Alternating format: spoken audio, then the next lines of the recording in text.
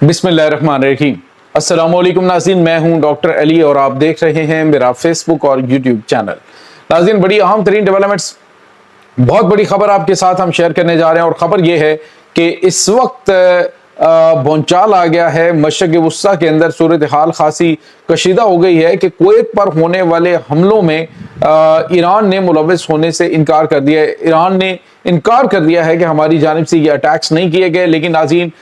जो अमरीकी एयरबेस है वहां पर गिरने वाले जो मिसाइल हैं इनका ताल्लुक जो कुवैत का एयरपोर्ट है उसके ऊपर गिरने वाले मिसाइल अमेरिकन थे और एयर डिफेंस सिस्टम ने कोई भी रद्द-ए-अमल क्यों ना दिया। इसकी तमाम तर डिटेल्स आपके साथ हम शेयर करेंगे कि गेम क्या खेली जा रही है। वीडियो की तफसील में जाने से पहले अगर आपने हमारे इस चैनल को सब्सक्राइब नहीं किया हुआ तो आपसे गुजारिश है काइंडली इसको सब्सक्राइब कर लें और बेल आइकन को जरूर दबा दें ताकि हमारी आने वाली वीडियो सबसे पहले आप तक पहुंच सकें। नाज़रीन, हम आपके शुक्रगुजार हैं जो आप हमारे वीलॉग्स को देखने के लिए वक्त निकालते हैं और कमेंट सेक्शन में अपनी मोहब्बतों का इजहार भी करते हैं।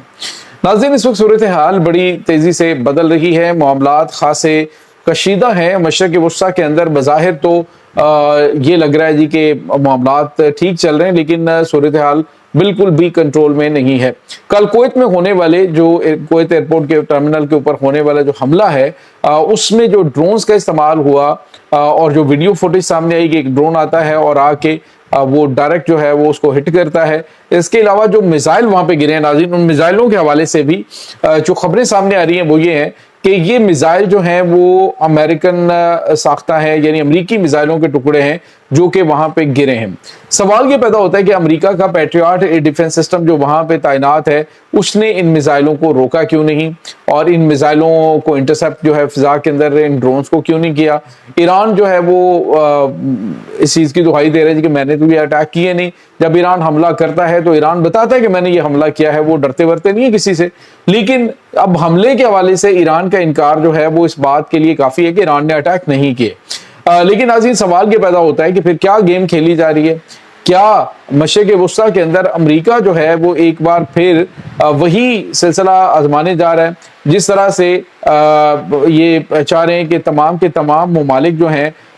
खास तौर पे मशरक़ वस्ता के जो ममालिक अरब ममालिक हैं इनको आपस में लड़वा दिया जाए। कल जो है वो सऊदी अरब ने भी मजम्मत की, उसके बाद मुत्तहिदा अरब अमारात ने भी मजम्मत की, बहरीन ने भी की कि जी ईरान की जानिब से ये बड़ा गलत किया गया, लेकिन ईरान ने कहा जी हमने तो अटैक नहीं किए। अब अमेरिकन जो है वो मिसाइलों के लगने की फुटेज सामने आ रही है। तो ये नाज़रीन गेम कुछ इस तरह से, और फिर उसके बाद आपने देखा कि अमेरिका ने इस पर कोई रद्द-ए-अमल भी नहीं दिया, यानी जो ईरान की तरफ से हमला किया गया तो अमेरिका की जानिब से कोई रद्द-ए-अमल भी नहीं दिया गया, खामोशी इख्तियार की गई। तो अब तमाम ममालिक को बिल्कुल अपना रद्द-ए-अमल इस्लामी ममालिक को उस तरह से देने की जरूरत है कि ये अमरीकी जो इस वक्त गेम खेली जा रही है कि इन्हीं अरब ममालिक के ऊपर हमले किए जाएं, इन अरब मुल्कों के ऊपर हमले करके तो माहौल इस तरह का क्रिएट किया जाए कि ये देखें जी ईरान की जानिब से ये अटैक किए जा रहे हैं और ये तमाम ममालिक इकट्ठे होकर G7 ममालिक जो हैं, ये GCC ममालिक जो हैं, ये सारे इकट्ठे होकर ईरान के ऊपर शर दौड़े। और यही इस वक्त गेम प्लान चल रही है। अमेरिका कहे जी कि मैं तो अपना बोरिया बिस्तर गोल करके यहाँ से निकल रहा हूँ और आप जाने, आपका काम जाने, और इन ममालिक को पीछे से थपकी दी जाती रहेगी और इनको असलाह और गोला बारूद जो है वो बेचा जाएगा। ये पहले भी गेम प्लान था और अब ये गेम तो बुरी तरह से एक्सपोज हो चुकी है। नाज़रीन,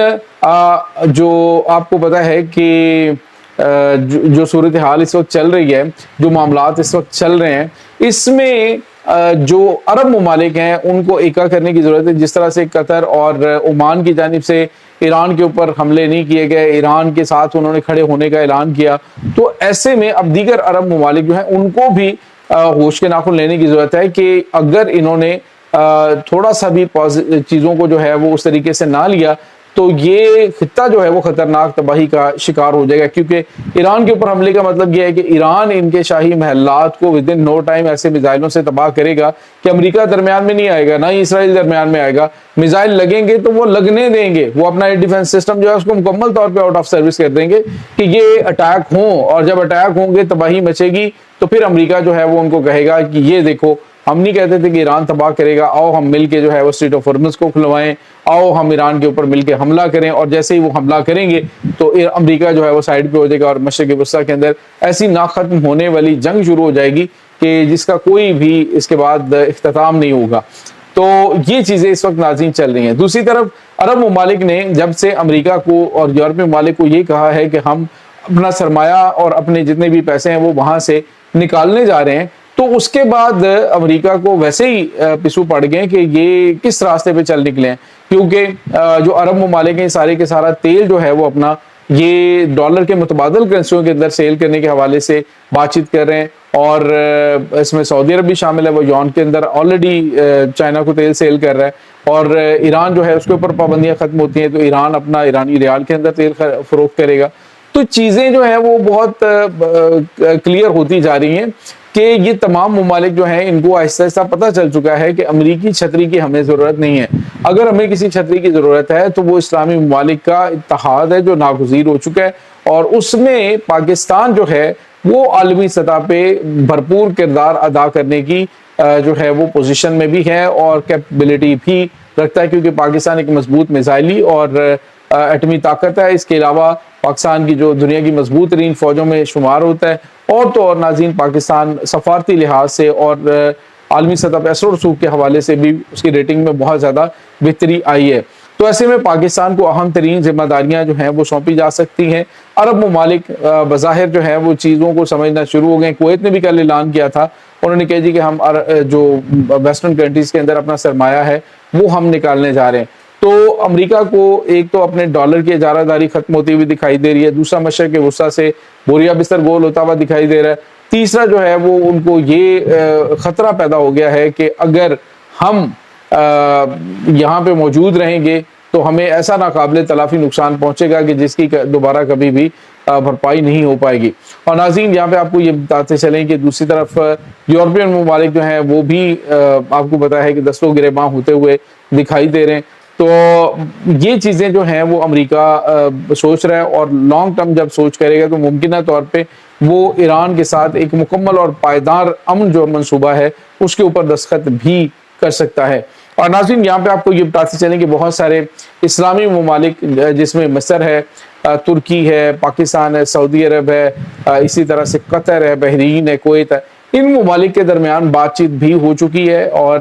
ممکنہ طور پہ جو عالمی سطح پہ اس وقت خبریں چل رہی ہیں وہ یہ ہے کہ عن قریب جیسے ہی یہ مشرق وسطیٰ کے اندر جنگ ختم ہوتی ہے تو یہ تمام ممالک ایک متحدہ فورس جو ہے وہ بنانے کی جو چیز ہے اس کی طرف بڑھ رہے ہیں، اور یہ ایک مضبوط مسلم بلاک ہوگا، اور اس سے نہ صرف امت مسلمہ کے حقیقی معنوں میں مسائل جو ہیں وہ حل کیے جا سکیں گے، بلکہ اسلامی ممالک کو تقویت بھی ملے گی، اور یہ جو آئے روز انڈیویجولی ان کو مار پڑ رہی ہے تو وہ بھی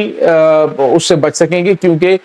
اس وقت جو پلاننگ ہے وہ یہی ہے کہ ان کو الگ الگ کرو، الگ الگ ان کو مارو. تو یہ اس وقت تازہ ترین اپڈیٹس چل رہی ہیں. اس تمام صورتحال کے بارے میں آپ کا کیا کہنا ہے؟ کمنٹ سیکشن میں اپنے خیالات کا اظہار ضرور کیجیے گا. انشاءاللہ بہت جلد ملتے ہیں ایک نئی ویڈیو میں. تب تک کے لیے اپنا بہت سارا خیال رکھیے گا. اللہ حافظ.